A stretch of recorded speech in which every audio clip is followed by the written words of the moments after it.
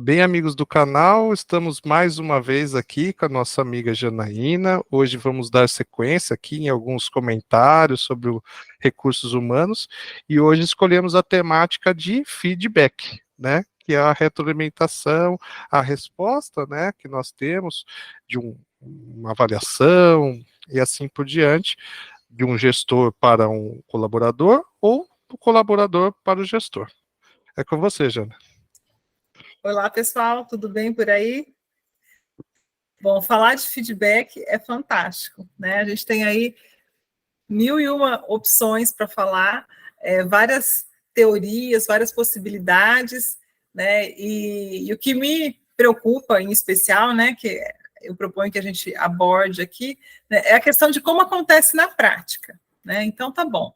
E aí? Tenho que fazer o feedback, tenho que receber o feedback, eu peço, eu consulto, né, eu aguardo que alguém se manifeste, eu vou olhar a regra, o manual da empresa, o que diz, qual a periodicidade, né, a cada quanto tempo, o que é o certo, o que é o errado, né? Então, eu vejo, André, na minha experiência, que cada empresa estipula uma regra, né? E aí ela coloca essa regra de acordo com a cultura dela, com aquilo que faz mais sentido, né? Congruente com a cultura realmente, com o que ela acredita. Então, para algumas empresas, pode ter feedback semanal, pode ser por projeto, pode ser a cada 15 dias, né? Na empresa em que eu trabalho, é solicitada a formalização do feedback a cada 3 meses. E anualmente é fechado, né? Ele se encerra, ele se conclui, você tem uma nota, né? Uma avaliação de competências e de metas. Mas eu acho 3 meses um espaço extremamente grande, né? Pode acontecer muita coisa em 3 meses. Então, enquanto gestora e enquanto empregada, em 3 meses eu acho que muita coisa se perde. E se você, mesmo que você seja organizado, que você tenha uma agenda, que você anote, que você tome nota, né, no seu celular e tal, quando você chega na hora de conversar, de estar frente a frente da pessoa, que é o que mais importa, que é o momento mais rico para mim no feedback, aquilo já não está tão intenso, né? Você já não sabe dizer os detalhes do que aconteceu. E muitas vezes, em especial quando você quer falar de competências, né? Porque a meta dela é mais fácil, já que a gente parte do pressuposto que ela é mensurável, né? Que ela foi estabelecida de uma forma justa, que ela é alcançável, possível de superar, mensurável, enfim, aqueles critérios do SMART, né? Mas a competência, ela é mais sutil, né? Você pode ter entendimentos diferentes de acordo com a bagagem que você mesmo, como gestor, tem ao olhar para aquele desempenho, né, do empregado, do seu liderado. Então, isso acaba se tornando um momento mais rico de reflexão, tanto para o liderado quanto para o líder. Então, nesse sentido, eu reflito bastante a respeito do quanto é importante que seja um momento muito honesto, né, em que o gestor se sinta à vontade, né, e aí cabe a ele mesmo, inclusive, né, criar ali um ambiente de diálogo em que o liderado se sinta avaliado para o crescimento dele, porque é natural, né? Todos nós somos avaliados na posição que ocupamos, mas que ele não se sinta julgado, né? No sentido de que ele está ali para ser detonado, que é a hora de levar bronca, enfim, né? Não é. É uma hora péssima, inclusive, para dar bronca. Se você, né, tem essa intenção, tire isso de mente. Então, eu acho que quando a gente tem momentos muito bons para ser destacados e momentos muito ruins que precisam ser corrigidos, você não pode esperar o momento que o manual previu, que o sistema vai abrir para você alimentar com o feedback, né? Você deve dar o feedback imediatamente quando acontece, né? Que é parecido com o que a gente faz com as crianças, né, André? A gente que tem filho pequeno sabe que se você não conversar com ele no momento que aconteceu, ele não vai entender depois, né? O contexto se perde um pouco. E em especial, quando a pessoa faz algo que ela não tinha a intenção de errar, né? E eu vou dizer que 90% das vezes as pessoas não têm, né? Elas estão realmente fazendo o que elas acreditam ali que é o melhor. Então, a oportunidade de você dar o feedback, para mim, ela acontece no dia a dia, né? E nem tudo precisa ser registrado, nem tudo precisa ser tabulado no sistema. É bacana que haja um sistema, que se gere um histórico, que a pessoa possa, né, depois consultar, ver a própria evolução, né, gerar um plano de desenvolvimento a partir dali. Mas, na prática, eu acredito que a melhor hora para você dar o feedback é a hora que você tem algo para falar. Então, aconteceu alguma coisa hoje que não foi legal e que não pode se repetir amanhã, chama a pessoa, né, seja objetivo, fale sem julgamento, olha, hoje eu percebi que tal coisa transcorreu desta forma. Né, e aí, a partir disso, converse a respeito, diga o que era esperado, né, diga como que... se ofereça para ajudar, se ele tiver dificuldade, se a pessoa tiver dificuldade, né, em lidar com aquela mudança de comportamento que está sendo solicitada, né? Mas, assim, não espere, né? Os 3 meses, os 15 dias, o sistema abrir para o lançamento. Óbvio que quando acontecer isso, faça os lançamentos, faça os registros, né? Considerando o histórico do que aconteceu. Mas, para mim, o mais valioso, o que gera realmente resultado para a empresa, é quando você para e olha, né? Existem vários estudos que dizem que 80% do relacionamento da empresa com o empregado é baseado em como o chefe imediato trata, né? Por quê? Porque o chefe imediato é quem eu vejo, né? A empresa ali para mim, no meu dia a dia, é ele que representa a empresa. Então, se ele percebe essa atenção, né, esse cuidado para desenvolvê-lo, né? Para o além do da bronca, não que de vez em quando não aconteça uma bronca, né? Eu acho que faz parte também, eventualmente. Mas que há um cuidado e um olhar, né, para que ele possa realmente desempenhar da melhor forma, né, para o bem dele e da empresa. Então, para mim, faz mais sentido que a gente dê os feedbacks de maneira mais constante. Estava, assim, dentro de um contexto, pelo que você me explicou, a ferramenta do feedback, ela é uma ferramenta viva, né? Então, conforme as coisas vão acontecendo, a gente vai trabalhando já, né, com essa retroalimentação, com esse contexto de feedback, já posicionar, né, o colaborador nesse posicionamento, né, como a gente Essa faz dinâmica mesmo, essa né? dinâmica. Isso. E assim, eu vejo que daí a gente tem que ter realmente uma padronização, porque a gente vamos trazer para uma escala, para uma empresa grande também. Se a gente, por exemplo, for fazer o feedback, nós temos 50 colaboradores dentro do nosso corpo, assim, né? Humanamente impossível a gente trabalhar isso Com todos os certeza, dias, trabalhar constantemente. constantemente, né? Então a gente teria que ter, né, uma forma de gradativo, acho que de um feedback operacional, por exemplo, onde você faz as pequenas ponderações das atividades, depois você faz um feedback mais tático, onde você vai fazer uma avaliação mais complexa, mostrando já um contexto geral do um atendimento de uma meta ali, mensal ou trimestral. Acho que daí a gente vai ponderando, né? Fazendo Sim, escalas de valores sim. do processo de feedback. Eu percebo que a sua realidade talvez seja mais focada na meta, né? Também. É. Que a gente tem, assim, dentro da área industrial, a gente tem os pequenos.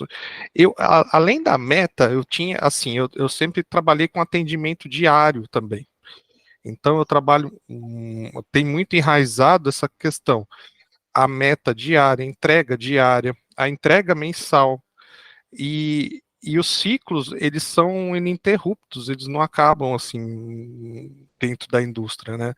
A gente tem pouco tempo para pensar Sim, em parar para fazer alguma coisa. A gente sempre está sim. correndo atrás do Está no resultado de alguma movimento. coisa, sempre está atrás do movimento. Quando já é uma operação de serviços, assim, eu não vivi muito isso. Mas eu tenho aquela percepção que as coisas são mais planejáveis, sabe? A gente tem um tempo Sim, maior para entrega, um tempo maior para fazer esse processo de gestão. As coisas às vezes acabam sendo mais organizadas. Dentro da parte industrial, assim, sempre faca na caveira. porque a produção é número mesmo, né? Não que o serviço não tenha, claro que tem, né? Tem meta de venda, tem meta, né, de todo tipo. Mas eu entendo. Uma coisa que também eu acredito que pesa bastante, né? E nesse sentido, quando você pensa numa equipe de 50 pessoas, provavelmente, se você não tiver um turnover muito alto, né? Essas 50 pessoas, elas se tornam experientes naquele processo. Uhum. E aí o nível de maturidade delas dentro do processo permite que você não precise dar um feedback constante, né? Porque ela já dominou. Então você vai se concentrar em quem chegou agora, ou em quem está trabalhando em algum processo que teve alteração, uma máquina nova, uma peça nova sendo produzida, né? Também é uma forma de olhar, né? Pela maturidade do liderado. Então aqueles que estão mais novos, né, na atividade, que têm menos habilidade ainda, né, vão requerer um pouco mais de supervisão e de feedback. Eu vejo também assim, Jana, que existem os líderes naturais da equipe também, né?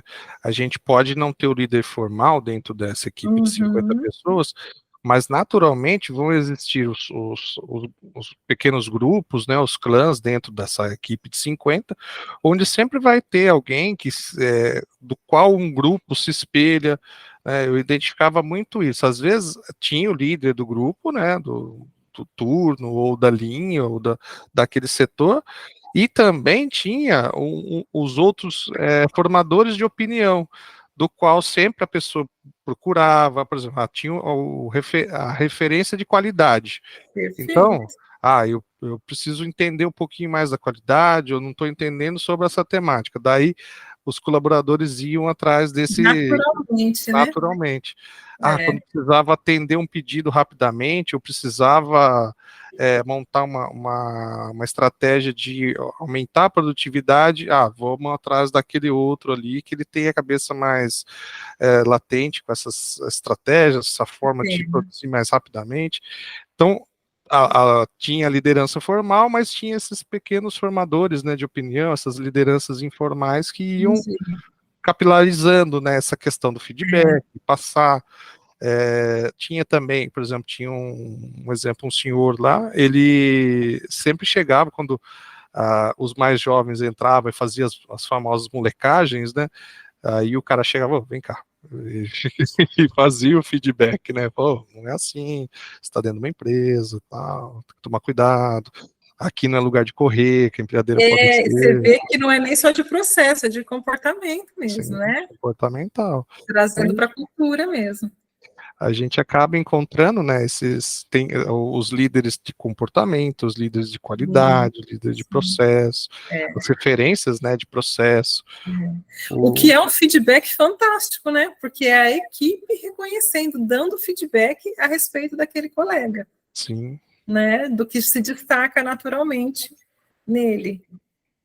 Uma coisa que você ponderou, por exemplo, da questão do feedback de uma avaliação, né, Jana?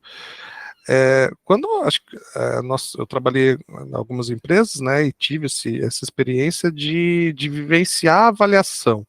E a avaliação era feita de forma anual.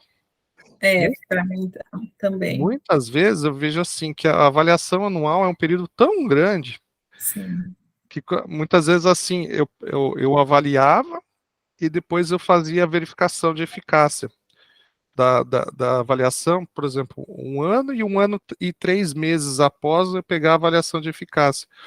Ou o funcionário já tinha sido até desligado, né?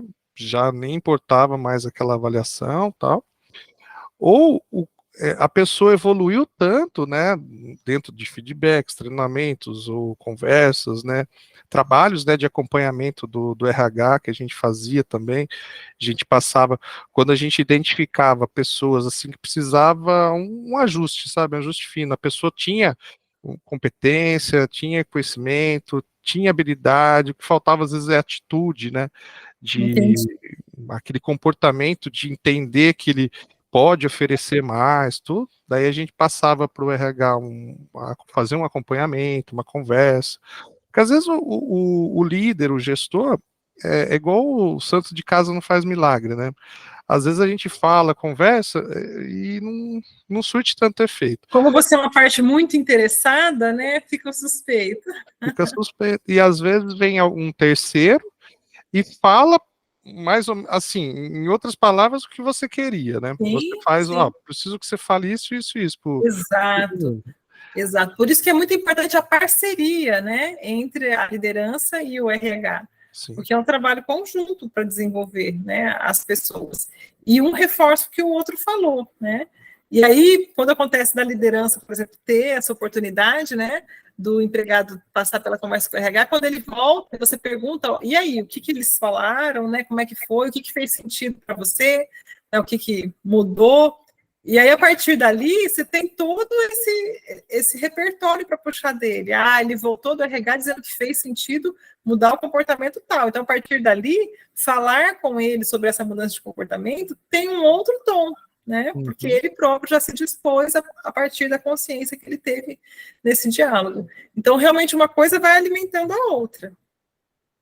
Tem uma, assim, dentro de todos esses anos dentro da empresa, né, teve várias pessoas que a gente foi trabalhando, foi auxiliando, foi lapidando e foi evoluindo, mas acho que, assim, o que mais me marcou foi um colaborador que ele era, assim, ele era jovem, né, eu acho que 25, 26 anos, e estava, assim, em vias de comportamental de ser desligado.